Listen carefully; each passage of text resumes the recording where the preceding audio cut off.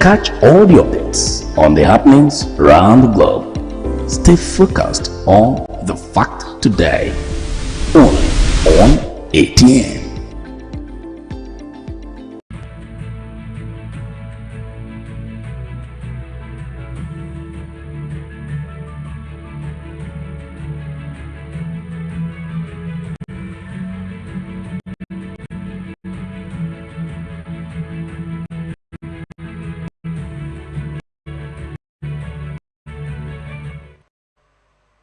This is the international news on Atlantic Television Network. First, the headlines. 91 people from Africa, 91 people missing. Palestine, rival groups express political will for reconciliation. Philippines, China's Coast Guard accused of harassment. Damages. Russia attack on educational institution kills 42. United States, Trump's hush money criminal trial set for resumption. Australia, boat capsizes, 50 people feared to have drowned.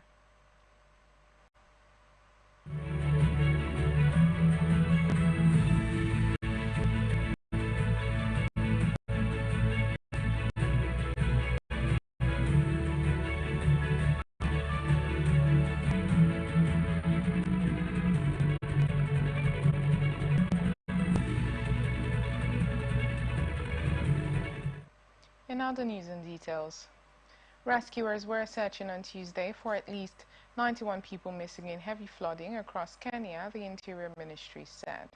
At least 46 people were killed on Monday morning in a mudslide and flash floods in Mahiri town in central Kenya. In a situation report, an increase of one on the previous death toll. Survivors in Mahiri described an onslaught of water that carried away houses, cars, and railway tracks. When I opened the door, the water gushed in and made its way through the kitchen, said resident Anne Gachir. My husband managed to quickly maneuver and get out. My daughters, who were in the next room, were swept out of the house by the force of the water. 53 more people in Mahiri were reported missing, the Interior Ministry said, while the Kenya Red Cross said its tracing desk had reports of 76 missing. In all, at least 169 people have died across Kenya from heavy rains and flooding since last month. More than 185,000 have been forced from their homes, according to government data. Dozens more have been killed and hundreds of thousands displaced. Downpours in Tanzania and Burundi, with scientists saying climate change is causing more intense and frequent extreme weather events. The eastern county of Garissa, where 4 people were killed when they were baptized over the weekend and 23 others were rescued from the floodwaters, has reported 16 people missing, the Interior Ministry said. At least 120 people were killed in Kenya late last year by flooding caused by the El Nino weather phenomena. Those rains follow the large parts of East Africa and had experienced in decades. Malian forces killed Abu Huzaifa, a commander for a West African affiliate of Islamic State, during a large-scale operation in the northern region of Meneka. The Malian authorities said in a statement read on state television on Monday. Huzaifa's death on Sunday had been confirmed after the operation in the region's Indelimane sector, but did not give further details. The department's Reward for Justice program offers a bounty of up to $5 million for information on Huzaifa for his alleged participation in a 2017 attack in neighboring Niger that killed 4 U.S. and 4 Nigerian soldiers. Over the past decade, attacks on groups linked to Al-Qaeda and Islamic State have killed thousands of people in Mali, Niger, and neighboring Burkina Faso, destabilizing West Africa's Central Sahel region. As of March, the protracted security and humanitarian crisis had displaced over 3 million people in the region, according to the International Organization for Migration. Palestinian baby Yehai Hamouda was evacuated to southern Gaza after Israeli forces raided the hospital where he was being cared for in the north. He was born 2 months premature as war raged in Gaza. Stuck in the north, his parents have not seen him since. His mother Sondos and father Zakaria scrolled through photographs of Yahya, now 5 months old, on a mobile phone at their home in Jabalia in northern Gaza, severed from the south by Israeli military checkpoints. Sandoz said it was too dangerous to make the 30-kilometer journey from Jabalia to Rafah. There are tanks and bulldozers. My husband and I cannot go, she said. They would kill us. I am afraid my son would end up leaving alone. Yeah, yeah, was born on November 27, 7 weeks into the conflict, which that triggered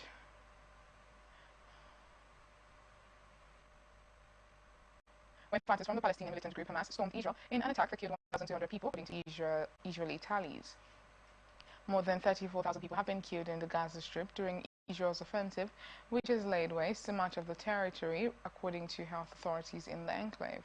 With communications down, 3 months passed before Yahya's parents were able to make contact with the hospital caring for him in Rafah and check he was okay. They had stayed behind Jabalia, fearing they would find nowhere to stay in Rafah. After 3 months, I saw his photo on the mobile phone. I want to hold him. I want to breastfeed him. Every day my chest hurts. I cannot deal with this, she said. Yahya is being cared for by the nurses and medical staff of the Al Emirati hospital in Rafah. Amal Abu Katla, a nurse at the hospital, said Yahya's condition had been difficult when he first arrived from the north in Gaza. After 1 week, thank God, his health improved, but we lost contact with his parents, to the point where we thought that the parents had been martyred, she said. She said he had become the son of a neonatal unit, with everyone taking it upon themselves to take care of him. He is very doted on, and we pay a lot of attention to him.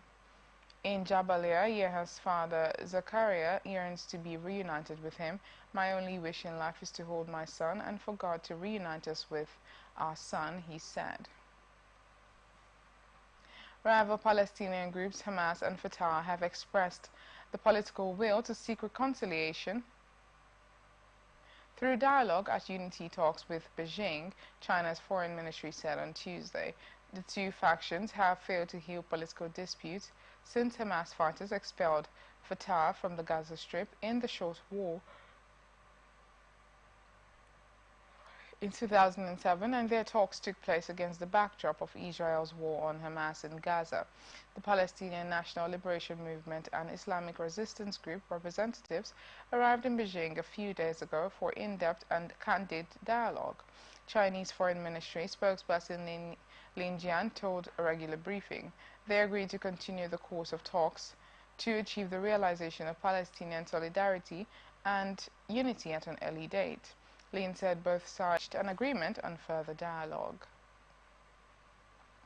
Israeli airstrikes killed dozens of Palestinians on Monday as Hamas leaders visited Cairo for a new round of truce talks, with more than half the dead in southern Gaza city of Rafah, which foreign leaders have urged Israel not to invade, hours after the strikes on Rafah, where almost half of Gaza's 2.3 million population have sought refuge from months of Israeli bombardment. Egypt's state-affiliated television said the Hamas delegation left Cairo for Doha and would return at an unspecified later date with a written response to the ceasefire proposal.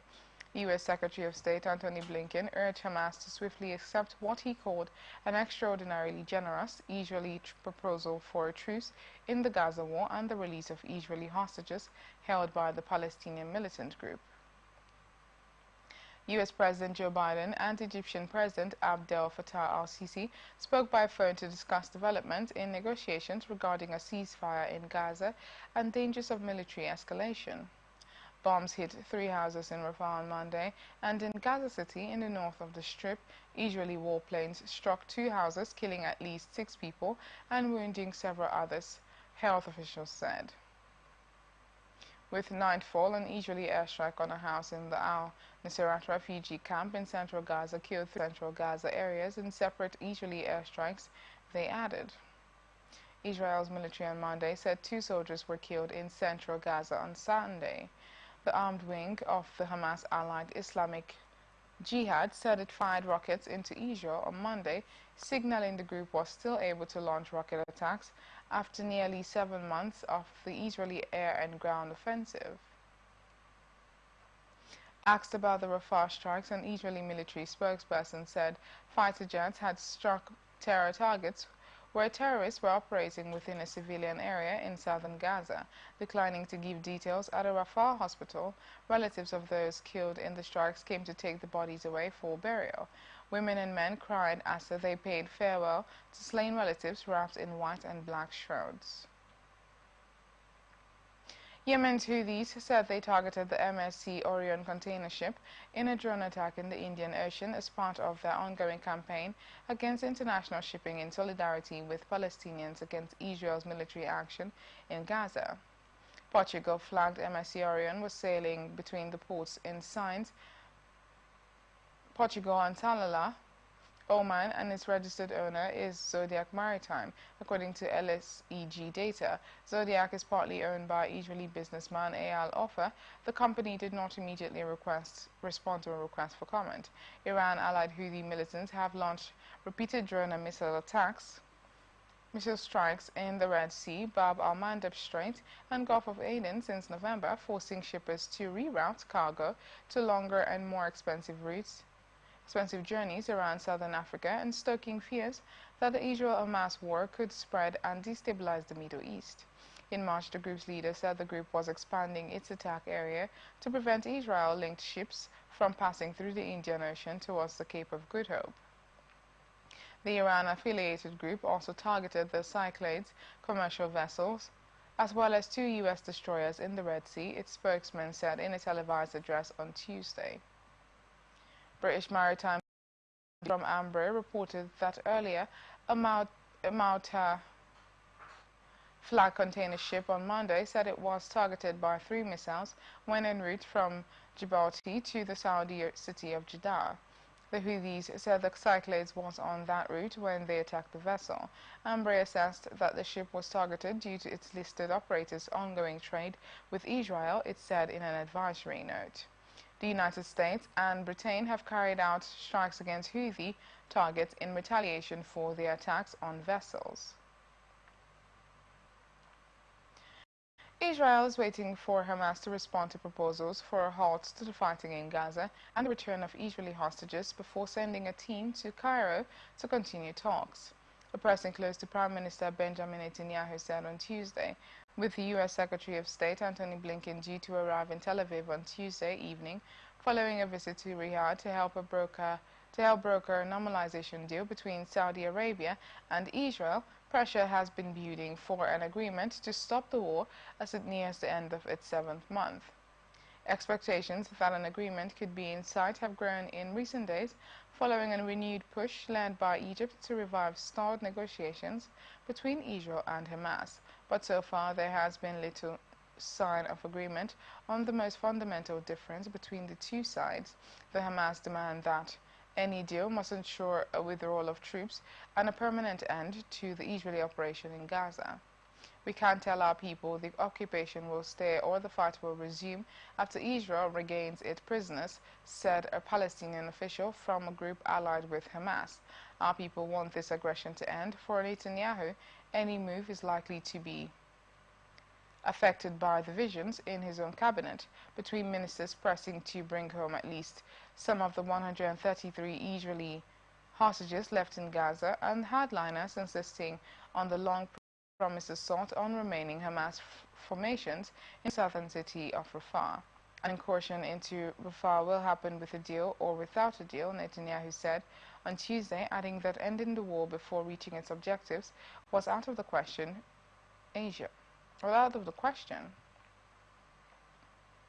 The Philippines on Tuesday accused China's Coast Guard of harassment and damaging one of its boats in a disputed area of the South China Sea and rejected Beijing's position that it had expelled 2 vessels from the hotly contested shoal. The Philippine Coast Guard said its 2 vessels stood their ground at the Scarborough Shoal, a key battleground in the South China Sea, but one sustained damage from use of water cannon by 2 Chinese Coast Guard ships. This damage serves as evidence of the forceful water pressure used by the China Coast Guard in their harassment of the Philippine vessels, Philippine Coast Guard spokesperson J. Tarela said in a statement. They were not deterred and will persist in carrying out their legitimate operations to support Filipino fishermen and ensure their safety. No country has sovereignty over the strategically located Scarborough Shoal, a prime fishing patch used by several countries that is close to major shipping lanes. The shoal falls inside the Philippines' exclusive economic zone. China has occupied the atoll for more than a decade, and waters around its lagoon, which has long been a sanctuary for vessels during storms, have been the site of multiple confrontations in recent years. China's Coast Guard said the vessels had been expelled, but did not provide details of the incident. China urges the Philippine side to immediately stop its provocative acts of infringement and do not challenge China's firm's determination to safeguard its sovereignty, said Lin Jian, spokesperson for the Chinese Foreign Ministry, at a regular press briefing. China's Coast Guard took necessary measures in line with the law to firmly expel them. The Philippine Tarela said its vessel, the BRP Bagake, suffered damage to its railing and canopy, and China has installed a floating barrier at the shoal's entrance, effectively restricting access to the area. China claims sovereignty over almost the entire South China Sea, a conduit for more than $3 trillion of annual shipborne commerce, including parts claimed by the Philippines, Vietnam, Indonesia, Malaysia, and Brunei.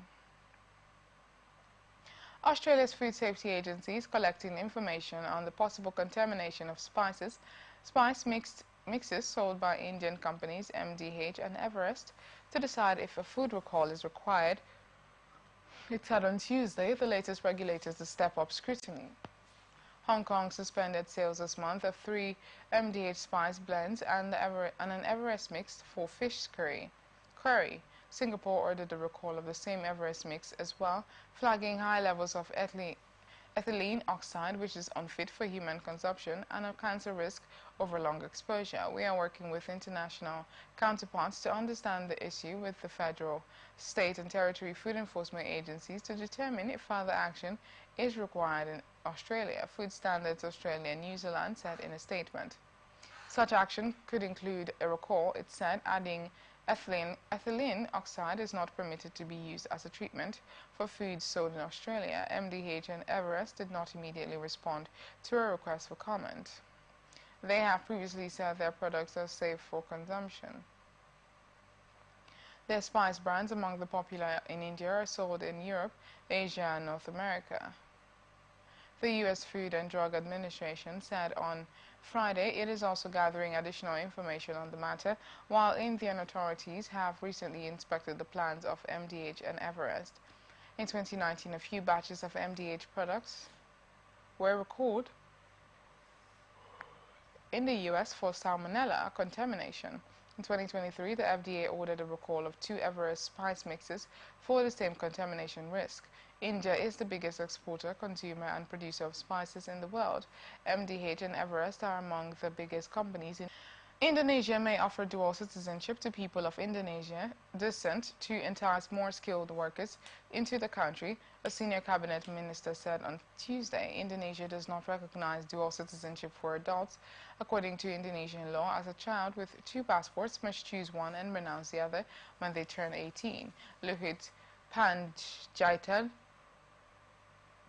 the coordinating minister for maritime affairs and investment, said the government plans to give dual citizenship to former Indonesian citizens without leaving overseas without offering details.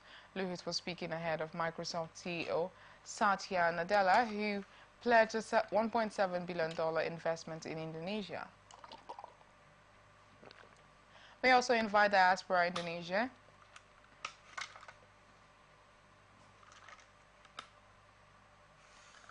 and we give them also soon dual citizenship, he said, which I think will bring very skillful Indonesians back to Indonesia.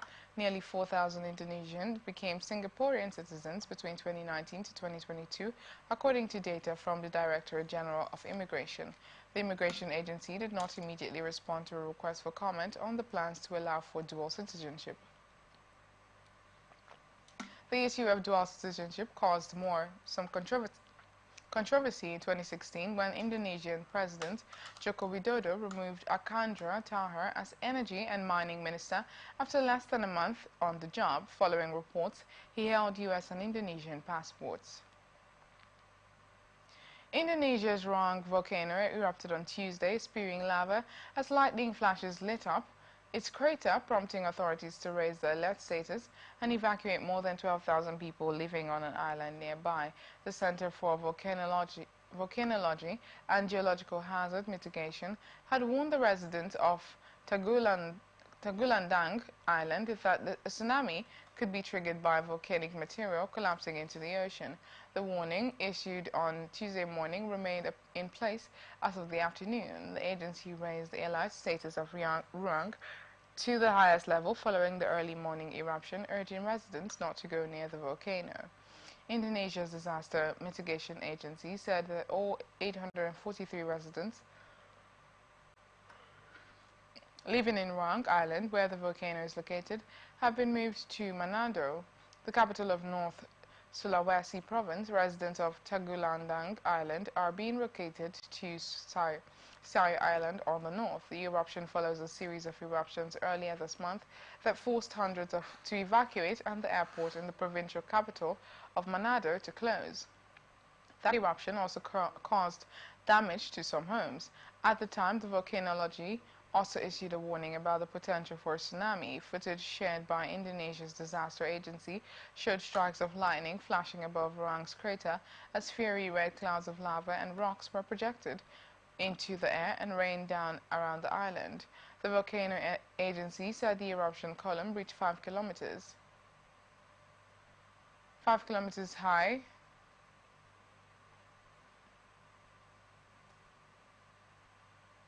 and urged any remaining residents within a 7 kilometers previously 6-kilometer radius to immediately evacuate, warning of possible further explosive eruptions. Ruang Island is about 100 kilometers from Manado, the capital of North Sulawesi province, in the north-central of the sprawling Indonesian archipelago. The eruption corresponded with a spike in seismic activity and deep volcanic earthquakes, the disaster agency said. Authorities closed Manado's Sam Ratulangi Airport again on Tuesday, citing the possible spread of volcanic ash. The airport operator said in an Instagram post. The airport will remain closed until noon on Wednesday, the Transport Ministry said. Authorities downgraded the status level to level 3 last week before bumping it up again to level 4 on Tuesday. Indonesia straddles the so-called Pacific Ring of Fire, an area of high seismic activity where multiple tectonic plates meet. You are watching the international news on Atlantic Television Network. We will be back after this break. From the line across the ocean to the land beyond the mountains, through the Sahara, bring on-the-spot news, live analysis, expert discussions on trending stories in politics, business, socio-economy, sports, and documentaries. So catch all your bets on the happenings around the globe. Stay focused on the fact today, only on ATN.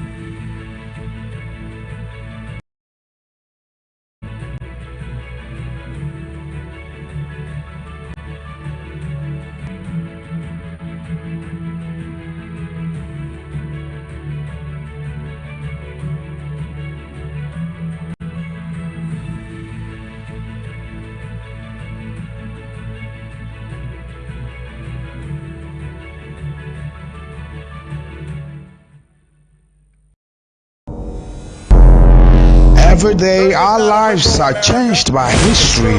We are one people, all of us. Leaders, politics, Nobody's ambition is what I have fought a very firmly. natural occurrence, war, and the world economy. I belong to everybody and I belong to nobody. ATN covers it all on ATN Politics today.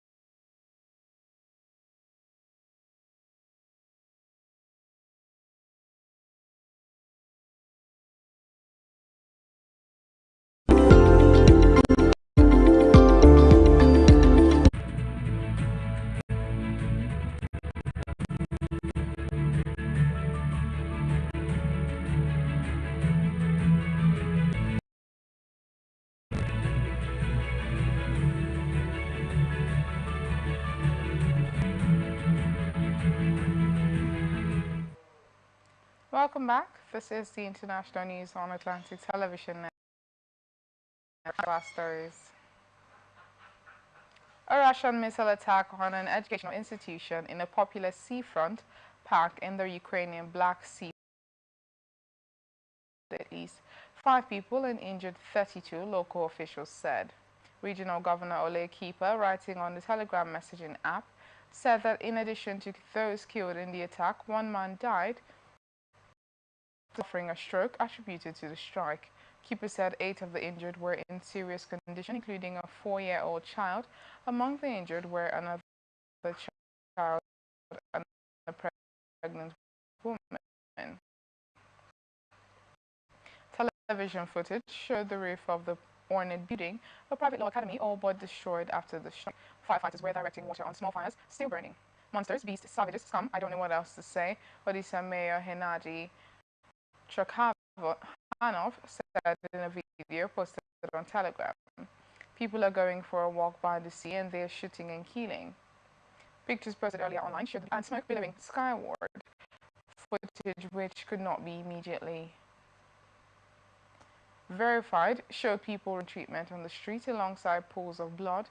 One photo showed officials examining part of a missile.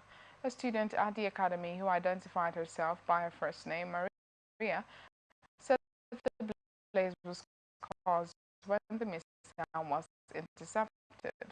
As the missile was shot down, this was just in front of me. My doors were blown open, glass was shaking, and then I saw this, she said, pointing to the burning building.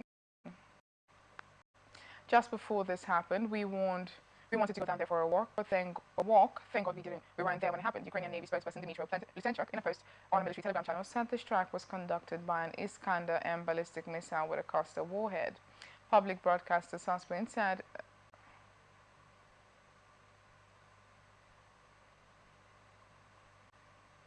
the Academy's president, a prominent former member of parliament, Serhiy Kivalov, was among the injured.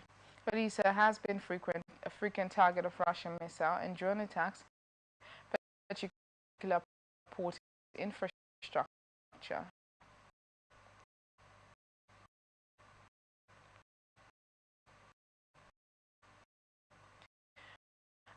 Estonia accused Russia of violating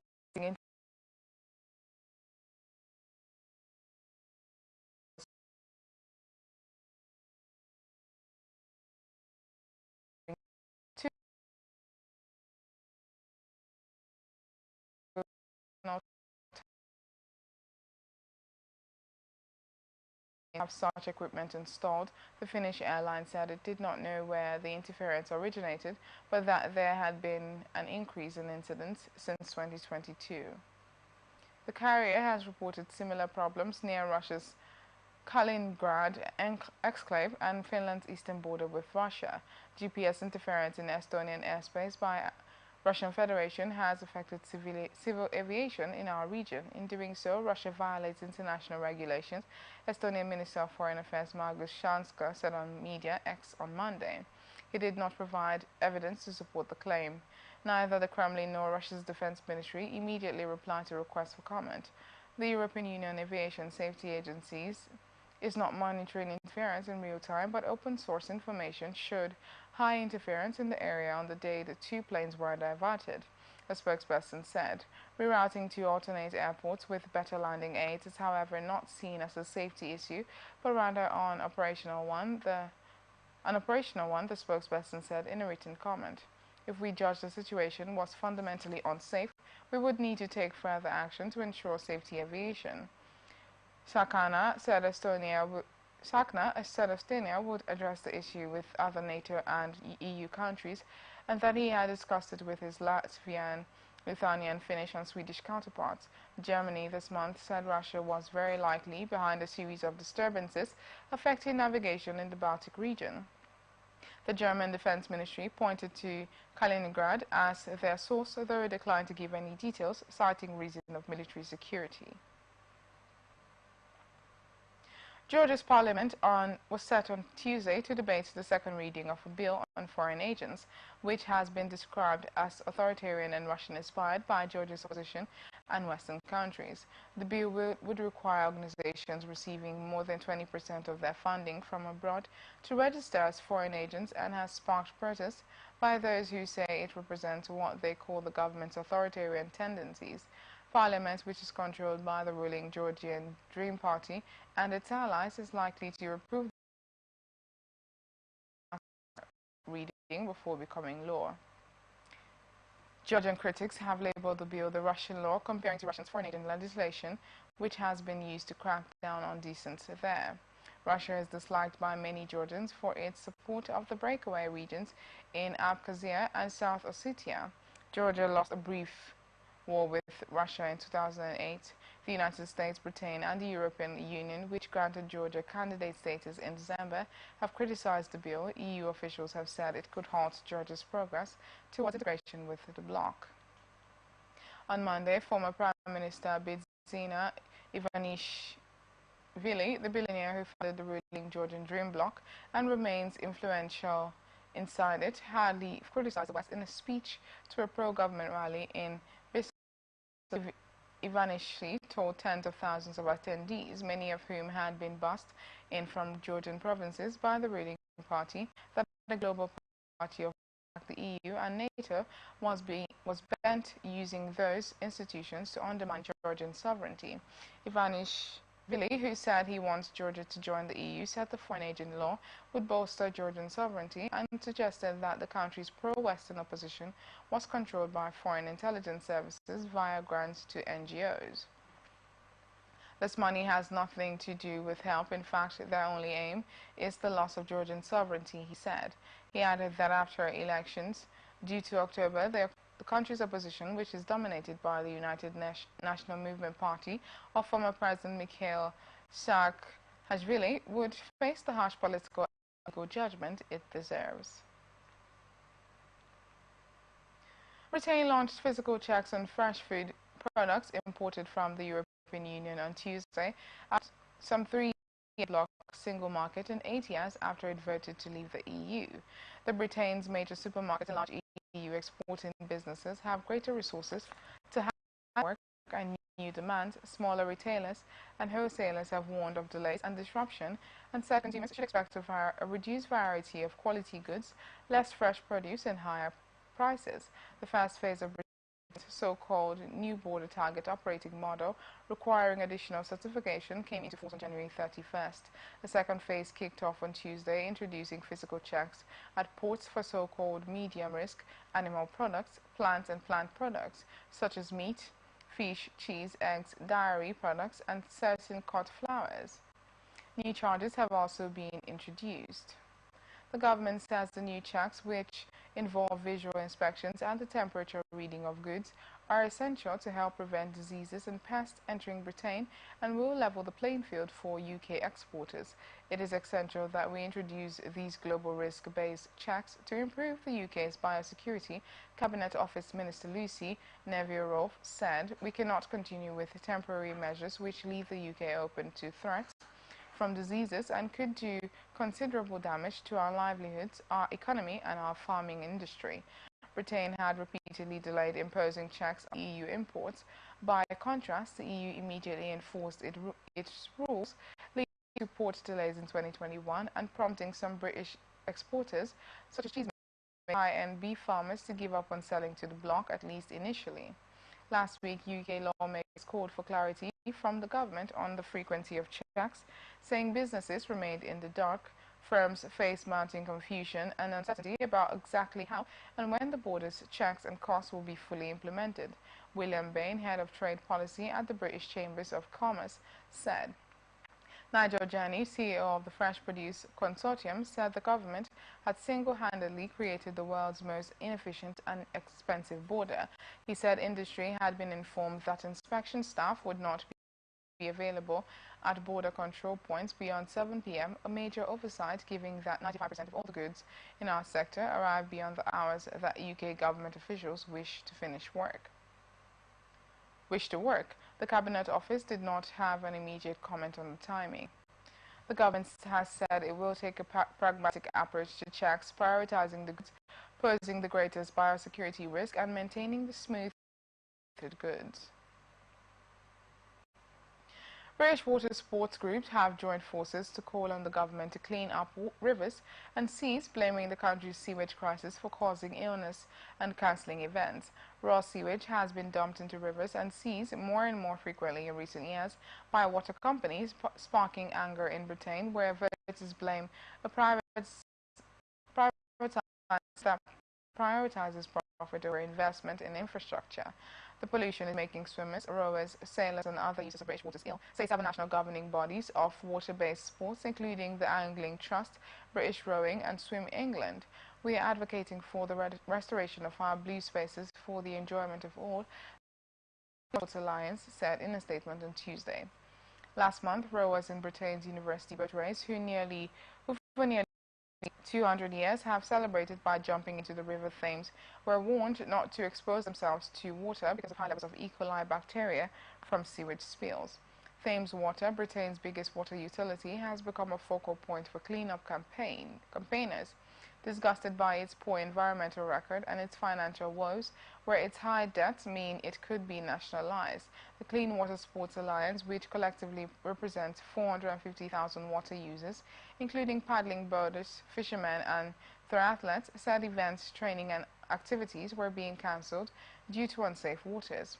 It called on the government to make sure regulatory bodies were adequately funded to monitor and hold polluters to account, and for compulsory monitoring of all sewage outlets with real-time data provided to groups on water quality.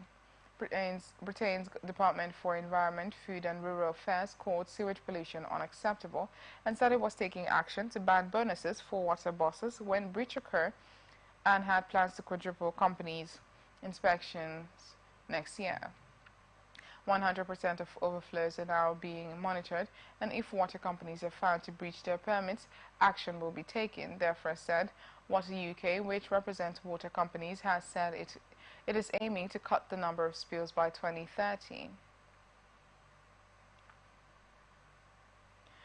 Florida's ban on abortions past 6 weeks of pregnancy takes effect this week, threatening the future of the state's clinic and abortion funds and forcing patients to travel hundreds of miles to get the procedure. Phones have been ringing off the hook at clinics and funds in Florida ahead of the Wednesday enforcement date as newly pregnant abortion seekers scramble to book appointments before they may have to travel as far as Virginia or New York to get an abortion, 8 clinic and fund workers said. Most women are not aware they are pregnant at 6 weeks. The new law, which lowers the abortion limit from 15 weeks, will have a broader effect across the U.S. South, where 11 other states have already largely outlawed the procedure. Florida had been a refuge for abortion seekers in states such as Alabama and Georgia since the U.S. Supreme Court overturned Roe v. Wade in 2022, clearing the way for strict statewide bans to take effect. In 2023, according to state data, about 7,700 of some 84,000 abortions performed in Florida were for out-of-state residents, nearly 60% higher than 2 years earlier. Now patients across the region will be forced to travel north if they need abortions, while those who cannot afford it may have no access at all. Anti-abortion advocates have praised the law, with the national organization SB List calling it a victory for unborn children. Abortion rights advocates are pinning their hopes for restoring access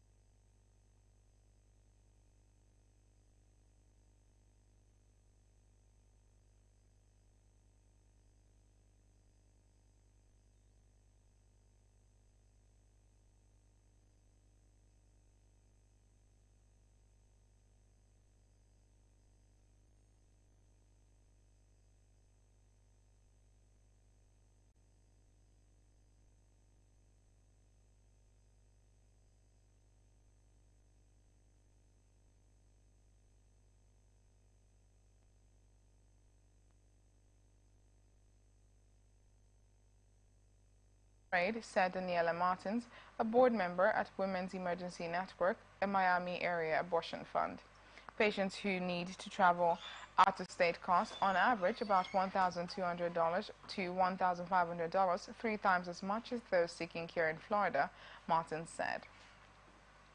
Donald Trump's harsh money criminal trial is set to resume in New York on Tuesday with testimony from a banker familiar with accounts involved in the former U.S. president's alleged scheme to influence the 2016 election by covering up a sex scandal. Trump, the Republican candidate into the 2024 presidential election, is charged with falsifying business records to conceal a $130,000 payment to porn star Stormy Daniels in exchange for her silence about a sexual encounter she said she had with Trump in 2006. Trump has pleaded not guilty and denied having sex with Daniels, whose real name is Stephanie Clifford. The historic criminal trial is the first of a former U.S. president and began on April 22nd. Banker Gary Farrer, who is not accused of wrongdoing, testified on Friday about financial records filed by Trump's one-time lawyer and fixer Michael Cohen, who prosecutors say helped carry out the scheme. Trump is required to attend the trial and has said he could instead be campaigning ahead of his rematch with Democratic President Joe Biden in the November 5th election. The criminal case is one of 4 pending against Trump, but could be the only one to go to trial and result in a verdict before the election. Former National Enquirer publisher David Pecker, a longtime Trump friend, testified last week that he used his supermarket tabloid to suppress negative stories about Trump and tar his rivals ahead of the 2016 election. Pecker told jurors the Enquirer often bought exclusive rights to damaging stories about celebrities with no intention of publishing them, a practice known as catch and kill.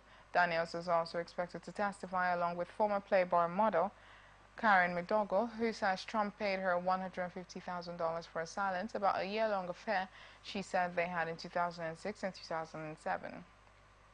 Trump has denied having an affair with McDougal Cohen, Trump's longtime fixer, who became a nemesis after an acrimonious break nearly 6 years ago, is also expected to testify. Cohen has said he arranged and disguised the payment at the direction of Trump, who Cohen said later reimbursed him. Trump has also been charged in Georgia and Washington for his efforts to overturn his 2020 election loss to Biden and in Florida over his handling of classified documents upon leaving office. Trump has pleaded not guilty and called the cases political witch hunts.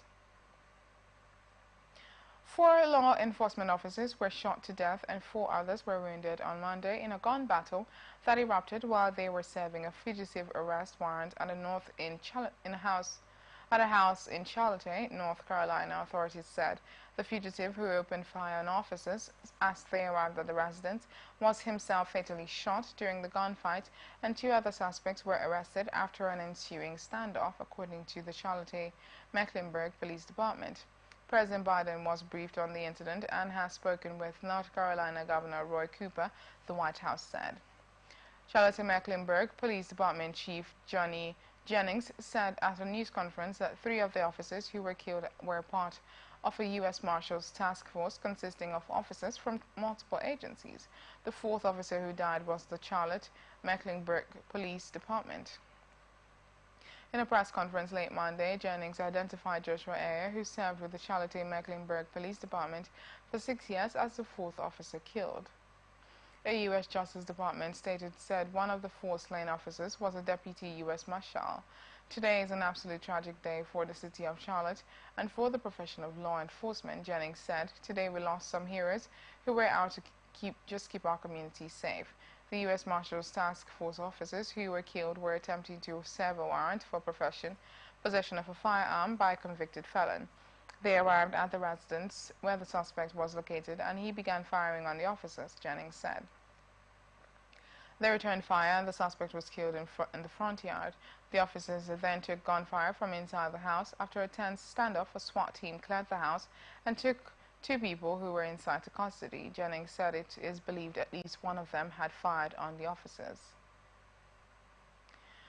At least 50 people are feared to have drowned after a boat sailing the perilous Atlantic route from West Africa to Europe began to sink 60 miles south of the Canary Island of El Hierro. 9 people were rescued from the craft early on Monday after a passing bulk carrier alerted Spain's Salvamento Maritimo Rescue Service, which dispatched a fast boat and a helicopter from its base in Tenerife.